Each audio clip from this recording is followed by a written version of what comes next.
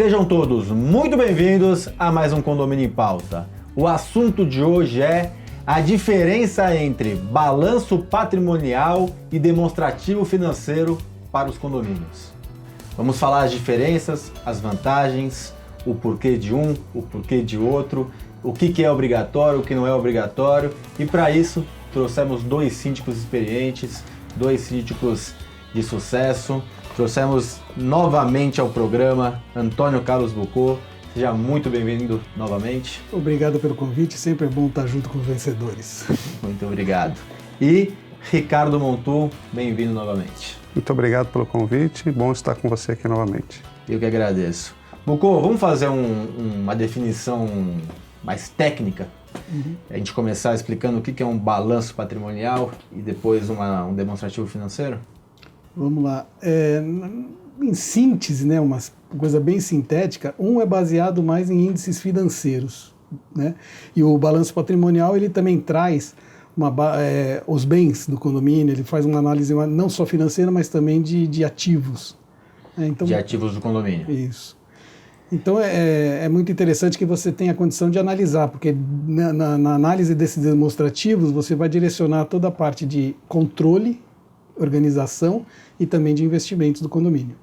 Ricardo, aqui você falou fora do ar, a gente batendo um papo, que o demonstrativo financeiro é uma parte do balanço patrimonial, né?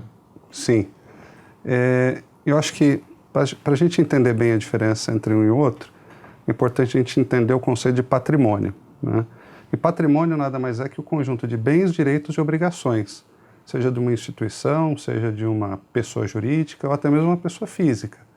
Então, para você entender a situação patrimonial de alguém e poder levantar um balanço patrimonial, é essencial você identificar bens, direitos e obrigações. Perfeito. Ótima colocação e normalmente, isso vale a pena a gente esclarecer, não existe uma obrigatoriedade, né, do condomínio ter um balanço patrimonial. Essa obrigatoriedade são para as associações, né, que têm obrigatoriedade, mas você já fez, ou faz, ou indica fazer, Bucô, para um condomínio, ou você acha que o demonstrativo financeiro está de bom tamanho? Eu acho que para um condomínio, o demonstrativo financeiro, em primeira análise, é interessante. Agora, é bom que você tenha um balanço patrimonial também, porque ele pode incidir nas decisões de investimento que você tem. Vamos dar um exemplo aqui, uma academia que foi entregue com 2 esteiras, vamos dizer. Você tem a obrigatoriedade de você se manter funcionando 2 esteiras. Agora, de repente, você precisa de uma 3ª esteira. Então, você pode... as 2 esteiras seriam mais uma análise do patrimônio já existente. A 3ª é um investimento. Daí você já precisa ver quórum qualificado, essas coisas. Então, dentro desse contexto, dessa análise, você pode direcionar o que for necessário para o condomínio. Você acha interessante introduzir isso para condomínio, Ricardo? Eu acho muito interessante, porque dentro das ferramentas de controle e de gestão para o síndico, quanto maior o número de informações, a qualidade da informação que você tem, melhor no processo decisório e até mesmo no momento da prestação de contas. Quando você tem um balanço patrimonial, você tem uma fotografia ampla, geral e bastante confiável, né? Porque o balanço patrimonial ele segue as normas brasileiras de contabilidade, né? Agora, já o demonstrativo financeiro, ele é um enfoque em parte desses elementos do balanço patrimonial. Então, você pode ter, por exemplo, um demonstrativo financeiro retirado do fluxo de caixa, que nada mais é do que o registro de entradas e saídas, receitas e despesas. Então, aí você tem um relatório gerencial, um demonstrativo financeiro, mas focado em apenas um aspecto da contabilidade, né? Você pode ter um relatório financeiro do contas a pagar ou do contas a receber. Sim. E retirar daí todo o fluxo de caixa. Quando você tem um balanço patrimonial, você tem acesso a todo o universo de informações, não só de fluxo de caixa, de contas a pagar e a receber, mas também questões patrimoniais. E até mesmo dá para você verificar se todo aquele conjunto financeiro, de transações financeiras, ela é deficitária ou ela é superavitária, que em comparação com a atividade empresarial seria o lucro ou prejuízo. Como a situação do condomínio não objetiva no lucro nem prejuízo, aí nós temos a questão do déficit ou superávit. Perfeito, perfeito. Um outro ponto, né, Bucô, é a questão de você saber o patrimônio que você tem, Sim. né? Muitos condomínios não têm a noção do patrimônio que tem, né? De quanto tem de patrimônio. Né? Exatamente. é difícil de você visualizar isso se você não tiver esse controle, né, de que o balanço patrimonial você tem essa visão. É o que ele falou, tem que buscar o equilíbrio, né, equilibrar o ativo e passivo, que o condomínio não gera lucro e também não deve gerar prejuízo, né, mas que tenha um equilíbrio em tudo isso. E esse controle, mesmo para a questão administrativa, ela é muito rica, né? Exato. Você, como se deu o exemplo das esteiras, né? Você saber o que você tem ali de equipamento, quanto de cada equipamento, quanto vale cada equipamento, porque também, embora, como vocês frisaram muito bem, o condomínio não gera lucro, não tem objetivo, mas às vezes o condomínio ele pode vender uma esteira usada, né? E comprar uma esteira nova, então existe alguns caminhos que você pode fazer com o patrimônio que tem ali dentro do condomínio.